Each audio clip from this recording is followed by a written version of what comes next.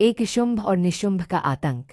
महिषासुर के वध के बहुत समय बाद शुंभ और निशुंभ नाम के दो असुर भाई हुए। उन्होंने अपनी शक्ति से तीनों लोकों पर अधिकार कर लिया और देवताओं को स्वर्ग से निकाल दिया। सभी देवता मदद के लिए हिमालय पर गए और माँ जगदम्बा की स्तुति की। दो माँ कौशिकी का प्राकट्य।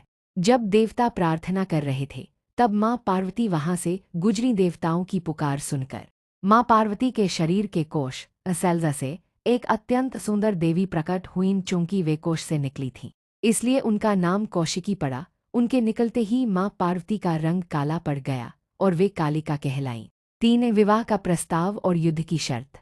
शुंभ और निशुंभ के सेनापतियों चंड और मुंड ने देवी कौशिकी की सुंदरता देखी और अपने राजा को बताया। शुंभ ने देवी के पास विवाह का प्रस्ताव भेजा। माँ ने मुस्कुराते हुए कहा, मैंने एक प्रतिज्ञा ली है कि जो मुझे युद्ध में हरा देगा और मेरे अभिमान को चूर करेगा वही मेरा पति बनेगा। 4 रक्तबीज का आगमन। असुरों ने देवी पर हमला कर दिया। देवी ने धूम्रलोचन चंड और मुंड का वध कर दिया जिससे उनका नाम चाम।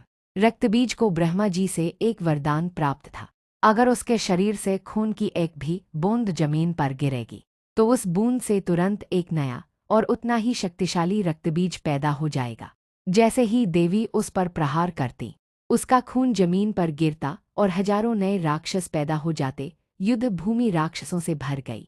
5 माँ काली का रौद्र रूप।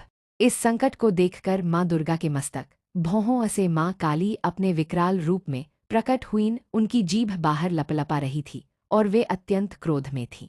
माँ दुर्गा ने काली से कहा, मैं जब भी रक्तबीज पर प्रहार करूं तुम उसका खून जमीन पर गिरने से पहले ही पी लेना। माँ काली ने ऐसा ही किया। उन्होंने अपनी जीभ फैला दी और रक्तबीज का सारा खून पी गईं। अंत में रक्तहीन होकर रक्तबीज मारा गया। 6 शुंभ निशुंभ का वध। अंत में माँ दुर्गा ने शुंभ और निशुंभ का भी वध कर दिया। देवताओं को उनका स्वर्ग वापस मिला और तीनों लोकों में शांति छा गई। निष्कर्ष।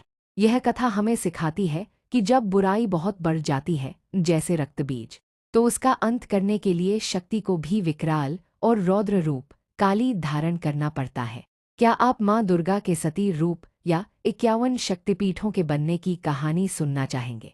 रूपेंद्र, यहाँ माँ दुर्गा की सबसे प्रसिद्ध पौराणिक कथा है जो देवी महात्म्य और दुर्गा सप्तशती में वर्णित है। यह कथा महिषासुर मर्दिनी के रूप में उनके अवतरण और विजय की है। माँ दुर्गा और महिषासुर की कथा। एक महिषासुर का वरदान। प्राचीन काल में महिषासुर नाम का एक असुर था। उसने कठोर तपस्या करके ब्रह्मा जी को प्रसन्न किया और अमरता का वरदान मांगा। जब ब्रह्मा जी ने कहा,